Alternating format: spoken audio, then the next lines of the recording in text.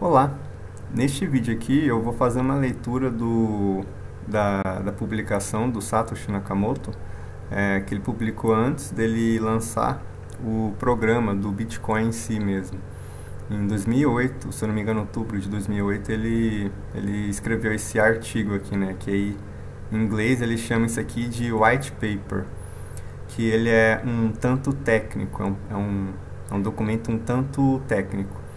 Então eu vou só fazer uma leitura e vou também fazer alguns comentários, tentando às vezes explorar ou até interpretar, né? Eu posso errar também, ou eu posso ter entendido errado algumas coisas também.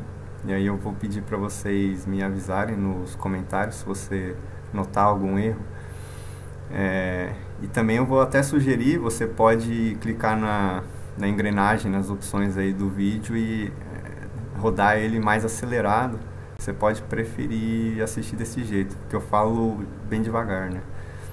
Então aqui o objetivo aqui é fazer uma leitura sem pressa do documento inteiro, né, do white paper, e ir comentando e fazendo referências a um material complementar, que é uma série de vídeos que eu já gravei, entrando em vários conceitos. Eu vou fazer referência a esses conceitos, caso assim você queira ver mais a fundo um ou outro conceito, né, ou todos aí, né, que tiver. Então, vamos nessa. Então, o título aqui é Bitcoin, um sistema de dinheiro eletrônico ponto a ponto, por Satoshi Nakamoto. Então, no paper não tem um sumário, mas que acabei colocando aqui. Ele começa por um resumo, que vai ser difícil de ler, porque ele traz muitos conceitos. Na verdade, ele vai realmente entrar nesses conceitos ao longo do paper, né? Então, esse resumo é bem difícil de entender ele, a gente vai ver ele bem devagar. E a gente, sim, não precisa entender ele completamente de cara, né? A gente vai entrar nos conceitos mais tarde, de qualquer forma, né? Explorar mais devagarinho. E vai entrando aqui no sistema da moeda, no sistema em torno da moeda, em vários conceitos diferentes aí. No final, ele apresenta alguns cálculos. Há mais de 10 anos atrás, né, não se tinha certeza de que a moeda fosse sobreviver, realmente funcionar, tudo mais, que algumas pessoas fossem realmente usar aquilo, né, que ela ia ter algum valor em dólar algum dia, alguma coisa assim. E ele acabou apresentando alguns cálculos para indicar que sim, é possível que ela fosse sobreviver e se manter, assim, digamos, né. E no final, a conclusão. Então, a primeira parte, que é o resumo, né? Todo artigo, no geral, tem um resumo, um abstract, né? Vamos ver. Uma forma puramente ponto a ponto de dinheiro eletrônico permitiria que pagamentos pela internet fossem feitos de uns aos outros sem passar por uma instituição financeira. Então, vamos ver mais devagar essa parte. Uma forma puramente ponto a ponto de dinheiro eletrônico. Então, tá o primeiro ponto aí, né? Dinheiro eletrônico geralmente não é ponto a ponto. Por quê? Vamos ver. Dinheiro ponto a ponto é o dinheiro normal, real. Você paga, assim, ao vivo, assim, sei lá, dinheiro vivo. Você pega o dinheiro, R$10, dá na mão de alguém. Então, você pagou. A pessoa recebe diretamente de você e você manda diretamente para ela. Então, aqui é ponto a ponto. Dinheiro eletrônico nunca foi ponto a ponto, porque sempre tinha que passar por uma instituição financeira, né, por trás. Passar por um banco, passar por um sistema mais central aí, que é do pagamento em si, né. Então é aí que ele está falando. Se tivesse um dinheiro eletrônico ponto a ponto, então a gente poderia ir pela internet, né, usar dinheiro sem passar por instituição uma instituição, né, financeira. Então, a primeira frase, né, que ele traz aí no paper dele, que é uma invenção nova, basicamente, né? Assinaturas digitais proporcionam parte da solução, mas os principais benefícios são perdidos se um terceiro de confiança ainda for necessário para se prevenir os gastos duplos. Então, é uma frase um pouco complexa, ele traz muitos conceitos novos aqui. Assinatura digital, parte da solução, se um terceiro de confiança ainda for necessário, né, para prevenir os gastos duplos, né, o que são essas coisas todas, né, a gente não sabe ainda.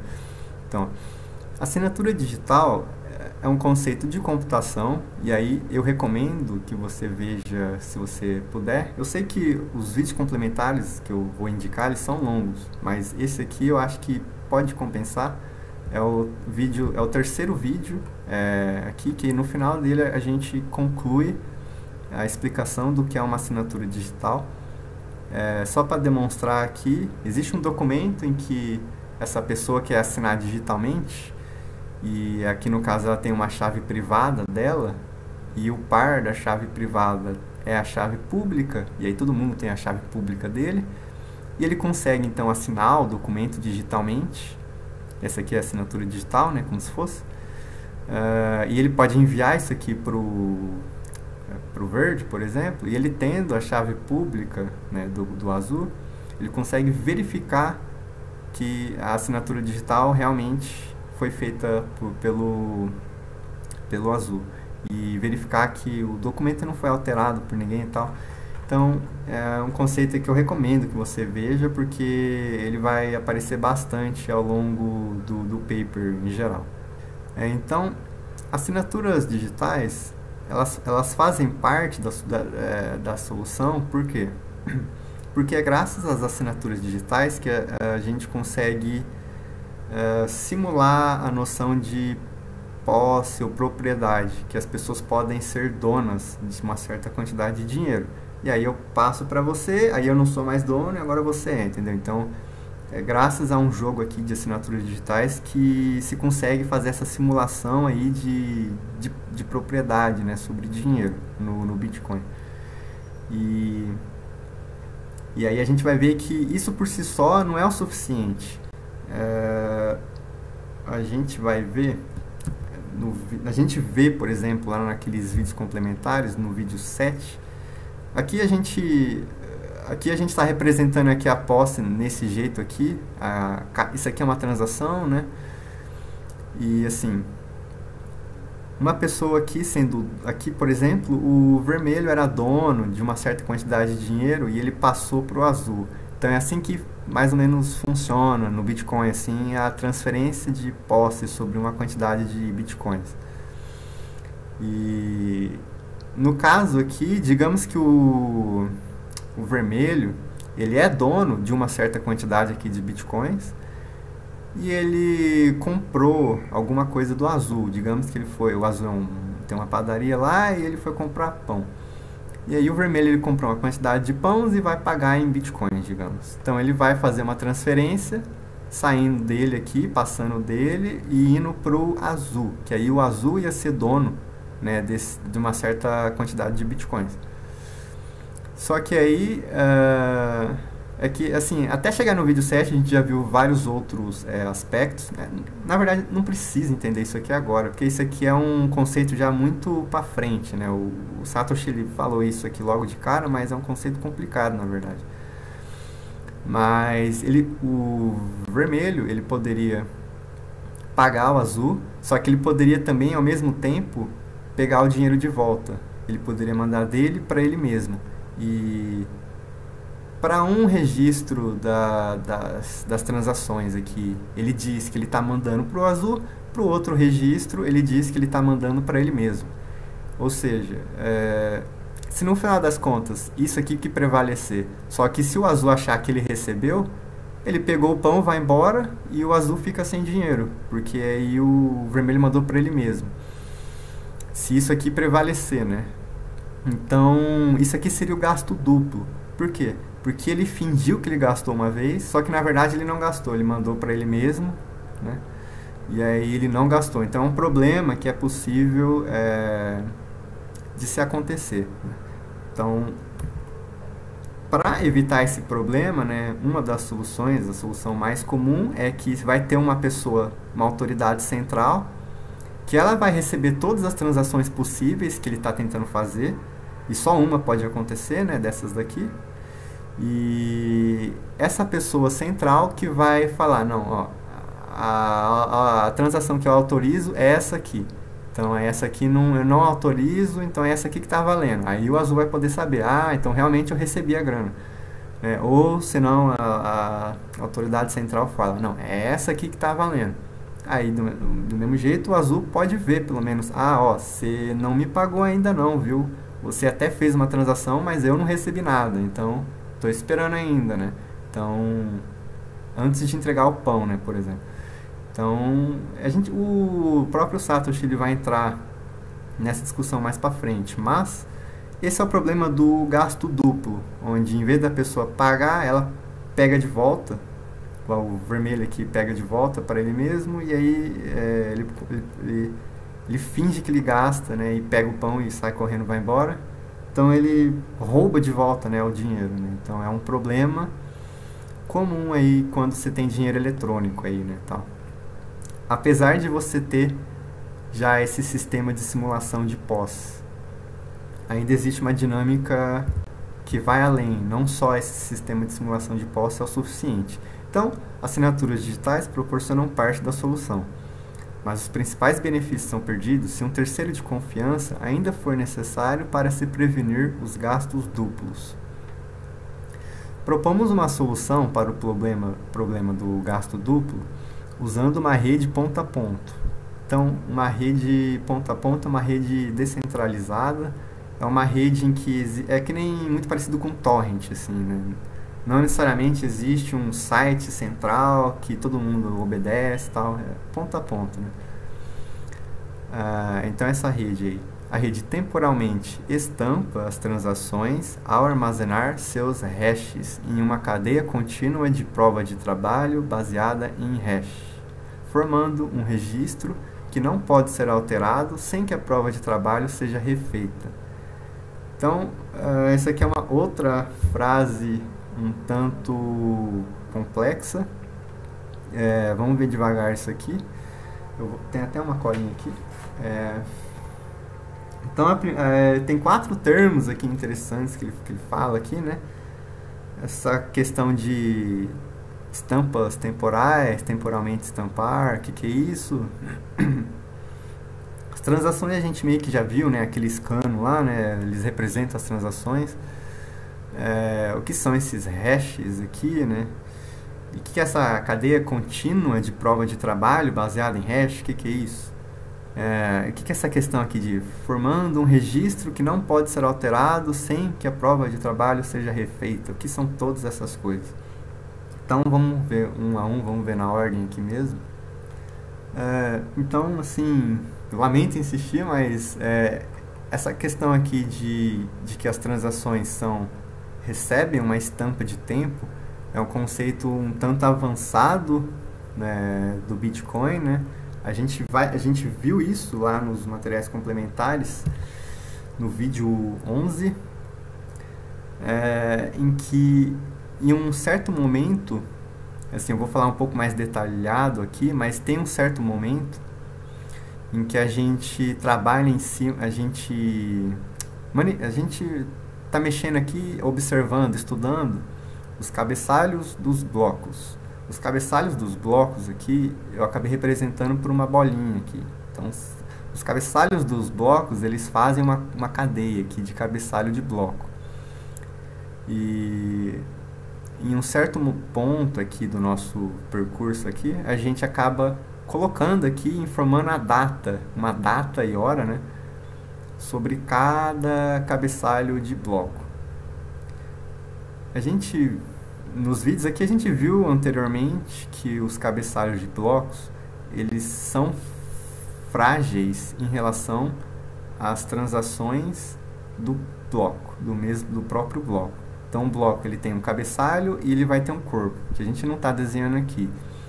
E esse cabeçalho ele vai ser frágil perante esse corpo, graças a uma coisa aqui, né? Graças à raiz de Markli, a gente vai ver depois também. Mas o ponto é que o cabeçalho do bloco, essas bolinhas aqui, ela recebe uma estampa aqui de tempo, ó, dia tal, hora tal, essa bolinha aqui passou a existir. E então, portanto, o corpo também recebe, é como se o corpo também recebesse essa estampa de tempo. Porque uma vez que essa bolinha aqui recebeu essa estampa de tempo e a bolinha não pode ser alterada sem ela ser quebrada, então essa estampa de tempo ela estampa a bolinha inteira, só que como ela também não pode ser alterada devido a alterações do corpo do bloco, então é como se o bloco indiretamente também tivesse recebido essa estampa de tempo, o corpo do bloco, né? E como o corpo do bloco contém um monte de transações, né, que vão ser inclusas, que passam a ser incluídas aí na blockchain, é como se cada transação também recebesse essa estampa de tempo. Só que na verdade aqui então só o cabeçalho do bloco que recebe essa estampa de tempo, mas indiretamente é como se cada transação também recebesse. Então é nesse sentido que ele fala aqui, né? A rede temporalmente estampa as transações, né, ao armazenar seus hashes em uma cadeia contínua de prova de trabalho baseada em hash. O que são? A rede temporalmente estampa as transações ao armazenar seus hashes, que é o que a gente viu aqui. É graças à raiz de Markli que as transações... Isso aqui é um hash, na verdade, né, basicamente. Mas as transações, isso aqui é frágil perante as transações. Portanto, é devido a isso que a estampa temporal passa para as transações. Porque isso aqui é frágil perante as transações. Então é isso aí que ele falou, né, mais ou menos aqui.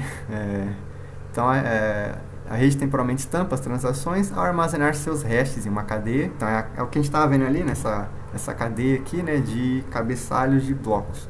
Uma cadeia contínua de prova de trabalho baseada em hash. Vamos ver um pouquinho o que é hash exatamente. Não vou entrar muito a fundo, mas é de novo naquele terceiro vídeo lá, só para indicar aqui. A gente viu que é hash.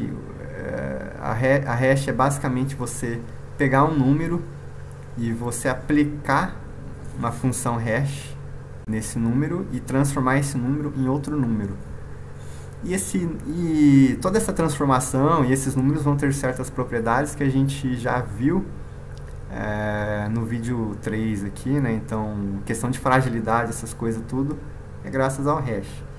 Então, de novo, vale a pena, eu acho que vale a pena conferir esse terceiro vídeo aí para entender um pouquinho melhor, porque esses termos são usados bastante, né, aqui no paper. Uma cadeia contínua de prova de trabalho baseada em hash. Sobre essa questão de ser uma cadeia contínua, a gente viu no vídeo 9. A gente viu no vídeo 9 como que isso aqui é uma cadeia contínua baseada em prova de trabalho. É isso que ele fala aqui, né? Uma cadeia contínua de prova de trabalho baseada em hash. A questão aqui é que existe uma cadeia e nesse vídeo aqui 9 a gente vê como que essa cadeia, assim, existe uma prova de trabalho aplicada sobre a construção de cada bolinha aqui, basicamente, né, cada cabeçalho de bloco.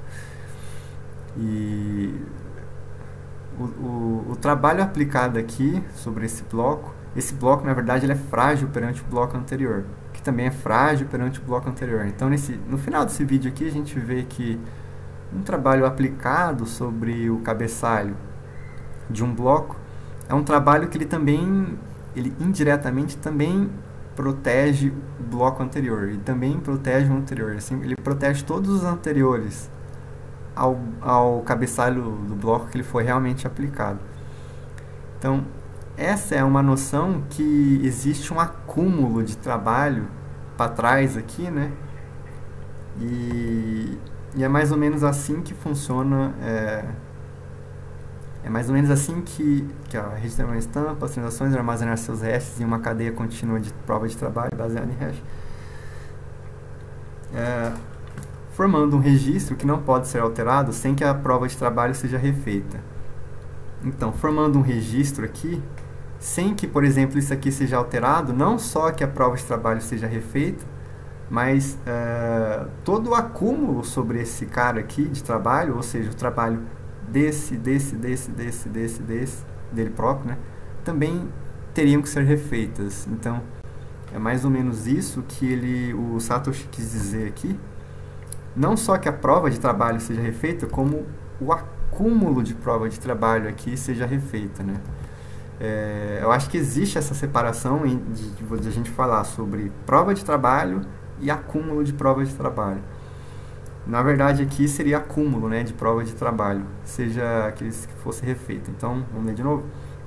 A rede temporalmente estampa as transações ao armazenar seus hashes em uma cadeia contínua de prova de trabalho baseada em hash, formando um registro que não pode ser alterado sem que a prova de trabalho seja refeita, né? Sem que o acúmulo da prova de trabalho seja refeita. Prova de trabalho baseada em hash. A gente só não viu isso.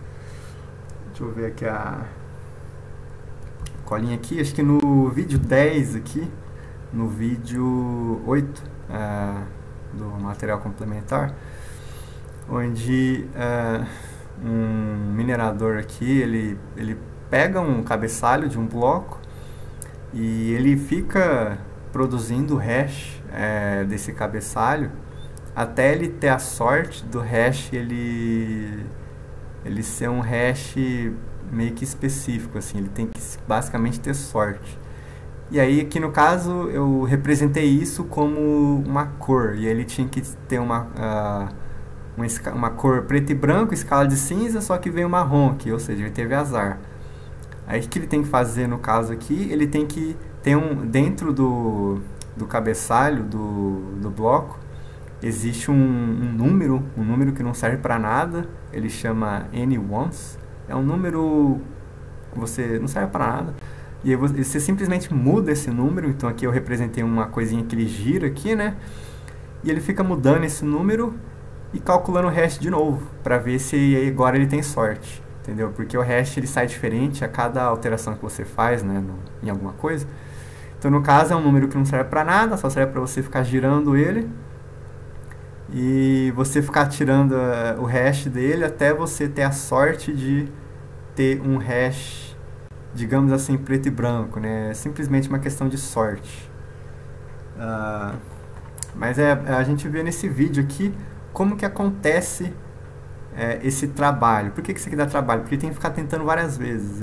Geralmente ele não vai conseguir de primeira, nem de segunda, nem de terceira. Ele tem que ficar tentando milhares e milhares de vezes, né? Até ele conseguir ter a sorte de girar isso aqui de uma maneira tal que quando você tirar o hash vai sair em preto e branco, digamos, né? Então, isso é assim que é feito o trabalho, né? E aí, assim, para você consegue... Então, uma vez que você conseguiu... aqui eu não tenho nenhum aqui preto e branco, mas... aqui não tem um exemplo aqui nesse PDF aqui, mas... digamos que isso aqui saiu preto e branco aqui, né? Digamos que ele ficou tentando até ele conseguir sair em preto e branco. Uma vez que ele conseguiu, ele pode entregar esse cabeçalho de bloco aqui para alguém, para um outro minerador, e esse minerador vai poder simplesmente tirar um único hash desse cara aqui, e ele vai poder confirmar que realmente saiu em preto e branco, digamos, né? Que realmente o hash saiu o que eles consideram válido. Então é assim que o cara verifica, né, que realmente houve trabalho, né? Porque se você recebe um cabeçalho de bloco e você tira um hash lá e vê que está em preto e branco, você pensa, pô, provavelmente o cara gastou um tempão até ele conseguir chegar nisso, né? Então, isso em si é a prova de trabalho que ele teve para chegar na situação, entendeu? Então, é assim que se dá essa questão de prova de trabalho baseada em hash, que é aquilo da foto em preto e branco, mais ou menos, né? Então, lê uma última vez essa frase aqui. A rede temporalmente estampa as transações ao armazenar seus hashes em uma cadeia contínua de prova de trabalho baseada em hash, formando um registro que não pode ser alterado sem que a prova de trabalho seja refeita. Então, passamos agora aqui dessa frase, uma frase bem dificinha. Vamos para a próxima. A cadeia mais longa não só serve de prova da sequência dos acontecimentos testemunhados, mas também prova que tem origem no grupo de maior capacidade de processamento. Isso aqui, basicamente, ele fala uma coisa que a gente já até viu aqui.